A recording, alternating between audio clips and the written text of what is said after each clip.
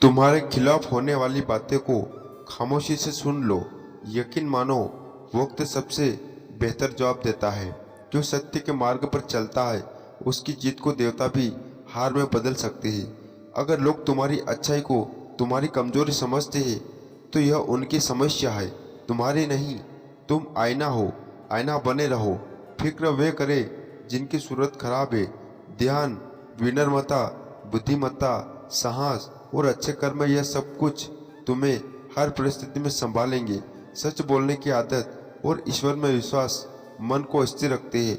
मन की शांति वही पाता है जो संसार के उतार चढ़ाव में समान भाव रखता है।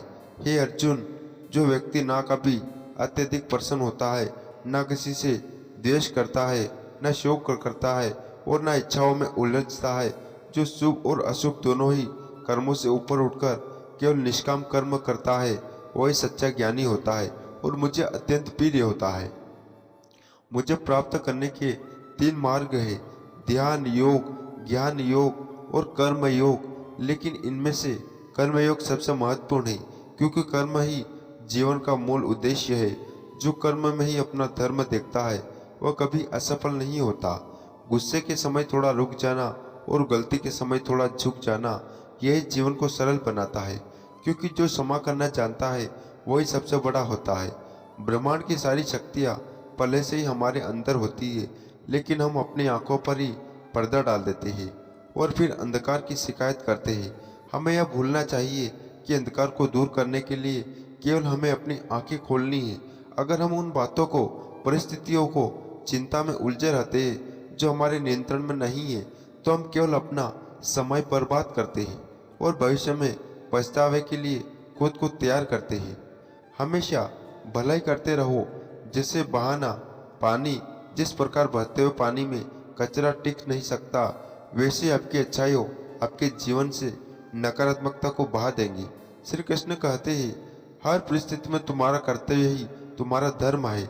जो कर्म अपने धर्म समझकर करता है वही संसार में अमर हो जाता है। आपका कर्म ही आपकी असली पहचान है, अन्यथा इस दुनिया में एक ही नाम के हजारों लोग होते हैं। जीवन में हमेशा ऐसे लोगों को चुनो जिनका दिल चेहरे से ज़्यादा खूबसूरत हो, क्योंकि सुंदरता क्षणिक होती है, लेकिन सच्चे इंसान का हृदय हमेशा चमकता रहता है। श्रीमद् भगवद गीता में भगवान श्री कृष्ण कहते हैं, हे अर्जुन, जो व्यक्ति मेरी दिव्य लीलाओं और मेरे वास्तविक स्वरूप को समझ लेता है वह इस नश्वर संसार के बंधन से मुक्त हो जाता है।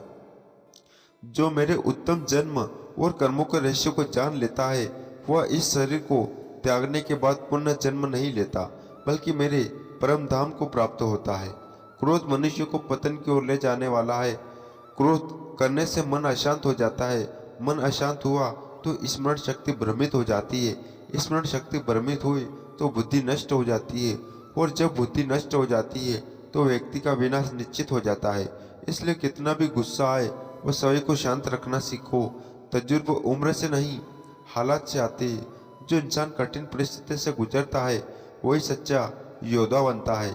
श्री कृष्ण कहते हैं, जो मनुष्य सुख और दुख में सफल रहता है, ना भय से विचलित होता है, ना क्रोध से जलता है, ना किसी वस्तु के मिलने पर अत्यधिक प्रसन्न होता है और न ही खोने पर शोक करता है, वही सच्चा ज्ञानी है और आत्म साक्षात्कार को प्राप्त करता है। कर्म योगी वह मार्ग है जिसमें हम अपनी आत्मा से जुड़ सकते हैं। ये केवल शरीर से नहीं, कार्यों का योग नहीं, बल्कि आत्मा के विकास और ज्ञान की ओर बढ़ने का मार्ग है। कर्म योग हमारे भीतर के आत्मज्ञान को जागृत करता है। जब ये जागृत हो जाता है तो व्यक्ति केवल अपने वर्तमान जीवन के उद्देश्य को नहीं समझ सकता, बल्कि जीवन के बाद ही अपनी गति को ही पहचानने लगता है। यह कर्मयोग के माध्यम से ही ईश्वर की प्राप्ति संभव है।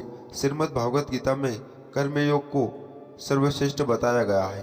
गृहस्थ और कर्मस्थ व्यक्ति के लिए ही यह योग सबसे उपयुक्त है, क्योंकि यह जीवन को केवल साधना नहीं बल्कि सेवा और त्याग का माध्यम बनाता है। कर्म के लिए कर्म करो, लेकिन आसक्ति से रहित होकर कर्म करो।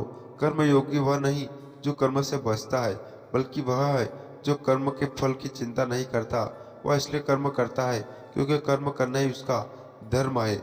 और जो मनुष्य अपनी समस्त इच्छाओं का त्याग कर देता है जो ममता, अहंकार और मोह से मुक्त होकर विचरण करता है वही सच्ची शांति को प्राप्त करता है। तो दोस्तों, आज के वीडियो पर ही समाप्त करते।